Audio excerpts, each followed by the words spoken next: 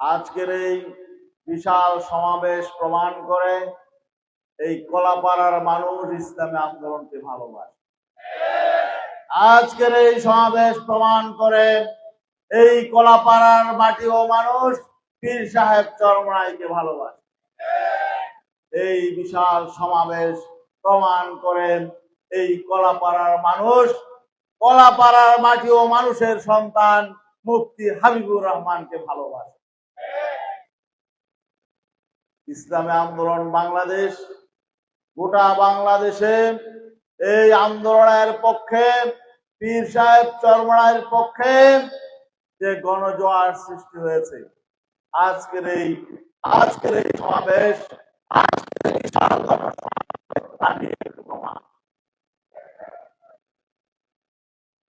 স্রোতের মতো মানুষ এখন ইসলামী আন্দোলনে যোগদান করছে। শুধু মুসলমানরা নয়, এদেশের সংখ্যালঘু ভাইরাও ইসলামী আন্দোলনে যোগ দিচ্ছে। এতদিন তাদের আকাঙ্ক্ষা থাকলেও বিভিন্ন বাধা বিঘ্নের কারণে তারা যোগ দিতে পারে নাই।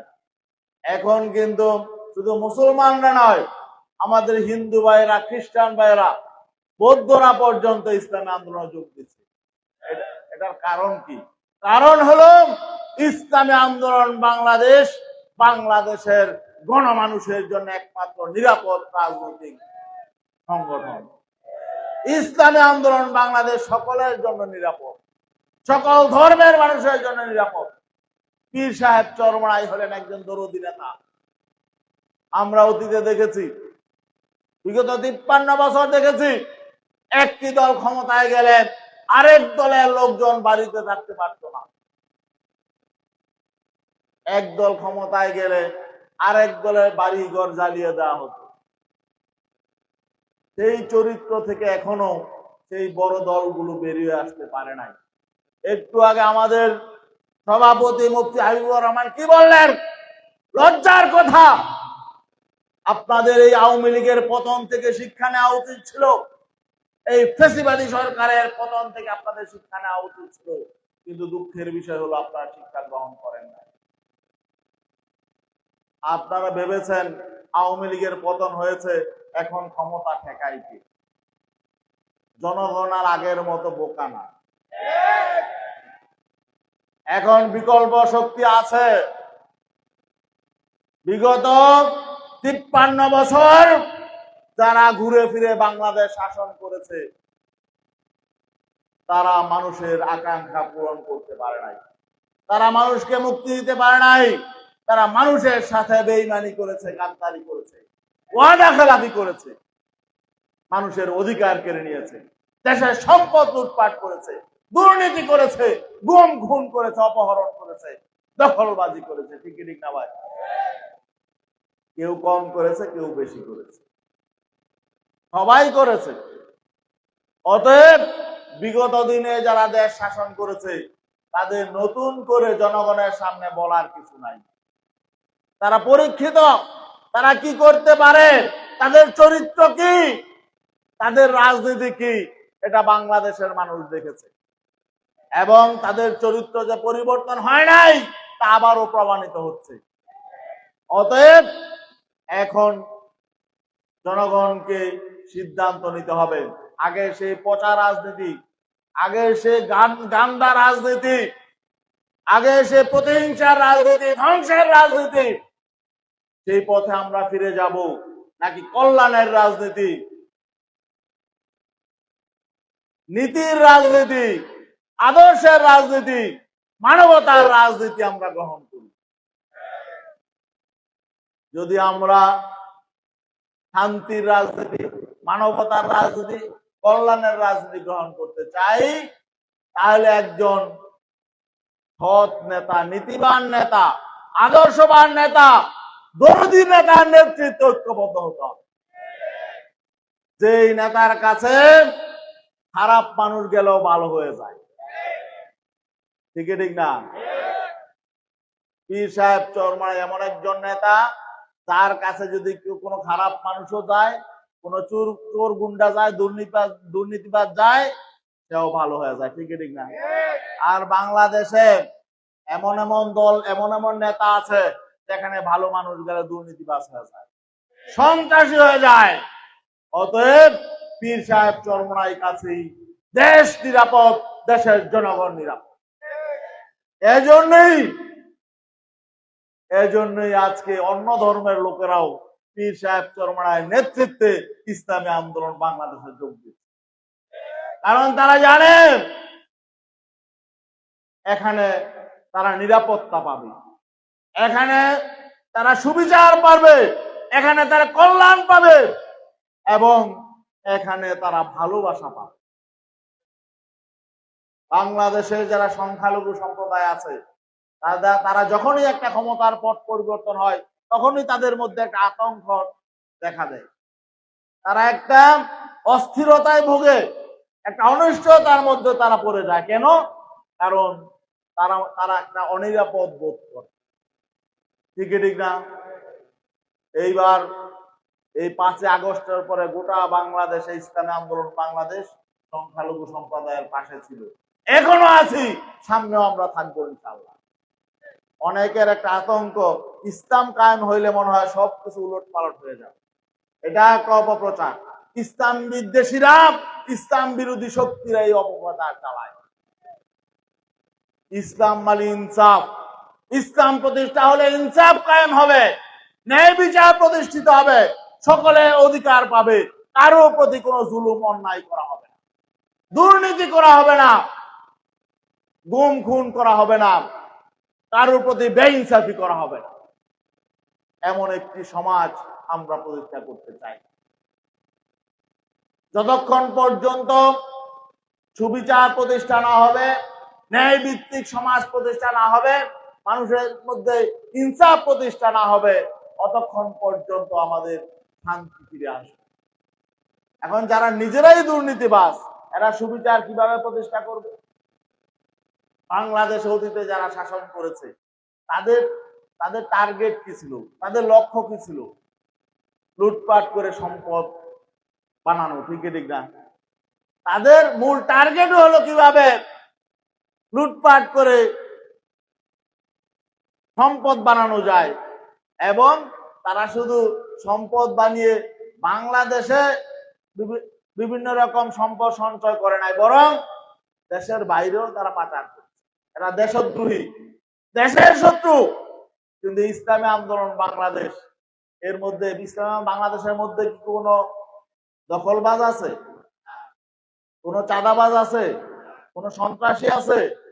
আলহামদুলিল্লাহ, ইসলামী আন্দোলন বাংলাদেশ এমন একটি সংগঠন, এখানে যদি সন্ত্রাসীরাও যোগ দেয় পরিবেশের কারণে সে ভালো হয়ে যায়।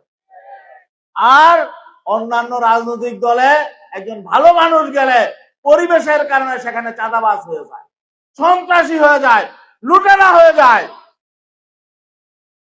এই জন্য আজকে আলহামদুলিল্লাহ মানুষ দেরিতে হলেও বুঝতে পারছে যে যারা বিগত দিনে দেশ শাসন করেছে এরা যদি আবার ঘুরে ফিরে শাসন ক্ষমতায় আসে, বাংলাদেশের মানুষ শান্তি পাবে না। বিকল্প শক্তি, আর বিকল্প শক্তি হলো ইসলামী শক্তি। আমরা আমাদের নেতা পীর সাহেব চরমনাই গতকালকেও ঢাকায় বলেছেন, আমরা সকল ইসলামী সংগঠনগুলো ঐক্যবদ্ধ হওয়ার চেষ্টা করি। কারণ মানুষের চাহিদা এটা, জনগণের আকাঙ্ক্ষা এটা, যে সবাই যাতে আমরা ঐক্যবদ্ধ হই। সবাই ঐক্যবদ্ধ হলে জনগণ ইসলামী শক্তিকে ক্ষমতায় নিয়ে যাবেন। আপনারা রাজি আছেন ইনশাআল্লাহ? এখানে আমরা মানুষের মধ্যে আদর্শের মধ্য দিয়ে আমরা মানুষের হৃদয় জয় করতে চাই, মানুষের খেদমত করতে চাই। আমরা লুটতরাজ করবো না, লুটপাট করবো না, চাঁদাবাজি করবো না, দেশের সম্পদ লুটপাট করবো না। আজকে যে পরিবর্তন হয়েছে, 53 বছর পর একটি সুযোগ তৈরি হয়েছে দেশটাকে একটি কল্যাণ রাষ্ট্রে পরিণত করার, মানুষের অধিকার প্রতিষ্ঠা করার। অতীতে যারাই ক্ষমতায় ছিল কেউই কিন্তু ভালো নির্বাচন দেয় নাই। কোন সরকার কি ভালো নির্বাচন দিয়েছে? দেয় নাই। হ্যাঁ, যতদিন পর্যন্ত কেয়ারটেকার সরকার ছিল, তত্ত্বাবধায়ক সরকার ছিল, কিছুটা হলেও ভালো নির্বাচন হয়েছে। বিগত 15 বছর 3টি নির্বাচনে মানুষ ভোট দিতে পারে নাই। আমরা আশা করতে পারি আগামী নির্বাচনে মানুষ তাদের ভোটটা দিতে পারবে। আর মানুষ যদি ভোট দিতে পারে তাহলে ভালো মানুষকে ভোট দিবে। আপনারা কি ভালো মানুষকে ভোট দিবেন না?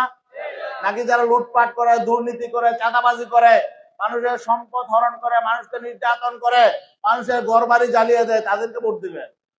ভালো মানুষকে আপনারা ভোট দিবেন। আর ভালো মানুষ যদি রাষ্ট্র ক্ষমতায় যায়, আমাদের দেশটা ভালো হয়ে যাবে, আমাদের সমাজটা ভালো হয়ে যাবে, আমাদের মানুষগুলো ভালো থাকতে পারবে, সকলের মধ্যে একটা ভালো পরিবেশ তৈরি হবে। ঠিক না ভাই? অতএব সমাজে ভালো মানুষের সংখ্যা কিন্তু বেশি। অতএব ভালো মানুষগুলো আপনার ঐক্যবদ্ধ হন, ভালো মানুষগুলো ঐক্যবদ্ধ হয়ে আপনারা একজন ভালো মানুষকে নেতা বানান। আর আপনাদের এখানে আমাদের জননেতা মুফতি হাবিবুর রহমান দীর্ঘদিন যাবৎ এখানে নেতৃত্ব দিয়ে আসছে।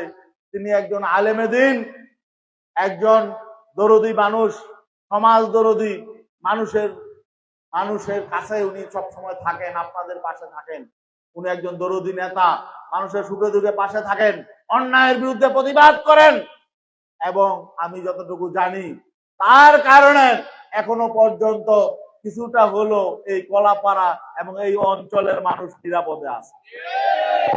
অতএব আগামী দিনে আপনারা ঐক্যবদ্ধ হয়ে ভালো মানুষকে নির্বাচিত করুন, করবেন তো ইনশাআল্লাহ? আমি আজকে সুখে একটি শুভ সংবাদ আপনাদের শোনাচ্ছি। ইতিমধ্যে আমাদের এখানে এই কলাপাড়ায় প্রায় 1000 নতুন সদস্য ইসলামী আন্দোলন বাংলাদেশে যোগদান করেছেন। 1000 নতুন মানুষ ইসলামী আন্দোলনে যোগদান করেছেন। এবং আরেকটা সুখবর হলো, এর মধ্যে অনেকে আছে অন্য ধর্মের, আমাদের হিন্দু ধর্মের বাইরে যোগদান করেছেন। এখানে উপস্থিত হয়েছেন অনেকে, তাই না? এখানে আমাদের বাবুলশীল, বরুণশীল, তরুণশীল, অবিনাশশীল, তন্ময়শীল, অপূর্বশীল, তপন ভক্ত, দীপক ভক্ত, এরা সবাই কিন্তু হিন্দু সম্প্রদায়ের আমাদের ভাই। তারা আজকে ইসলামী আন্দোলন বাংলাদেশের আদর্শ অনুপ্রাণিত হয়ে পীর সাহেব চরমনায় নেতৃত্বের প্রতি আস্থা রেখে ইসলামী আন্দোলন বাংলাদেশে যোগদান করেছেন। এবং তারা এই ফরম পূরণ করে ইসলামী আন্দোলনে যোগ দিয়েছেন। এমন আমাদের 1000 নতুন সদস্য ইসলামী আন্দোলনে যোগদান করেছেন। সবাই বলে আলহামদুলিল্লাহ। গোটা বাংলাদেশে যে জোয়ার তৈরি হয়েছে, আশা করি ইনশাআল্লাহ আগামী দিনে একটি কল্যাণ রাষ্ট্র প্রতিষ্ঠার জন্য ইসলামী আন্দোলন বাংলাদেশের নেতা কর্মীরা আগের চেয়ে আরো তীব্র গতিতে মানুষের মাঝে ছড়িয়ে পড়বে, মানুষের কল্যাণে কাজ করবে, মানুষের সহকর্মী হবে, মানুষের সুখে দুঃখে পাশে থাকবে। এবং বিশেষ করে যেখানে অবহেলিত মানুষ আছে এবং যেখানে আমাদের সংখ্যালঘু সম্প্রদায়ের আছে, তাদের নিরাপত্তার জন্য আমাদেরকে ভূমিকা পালন করতে হবে। রাখবো তো ইনশাআল্লাহ? আল্লাহ আমাদের তৌফিক দিন। আজকের এই সমাবেশে অংশগ্রহণের জন্য সবাইকে ধন্যবাদ জানিয়ে আমি শেষ করছি। আল্লাহুম্মা আমিন। রব্বানা যালামনা আনফুসানা ওয়া ইল্লাম তাগফির লানা ওয়া তারহামনা লানাকুনান্না মিনাল খাসিরিন। রব্বানা ফাগফির লানা যুনুবানা ওয়া কাফির আন্না সাইয়্যাতিনা ওয়া তাওয়াফানা মা'আল আবরার বিরহমাতিকা ইয়া আরহামার রাহিমিন।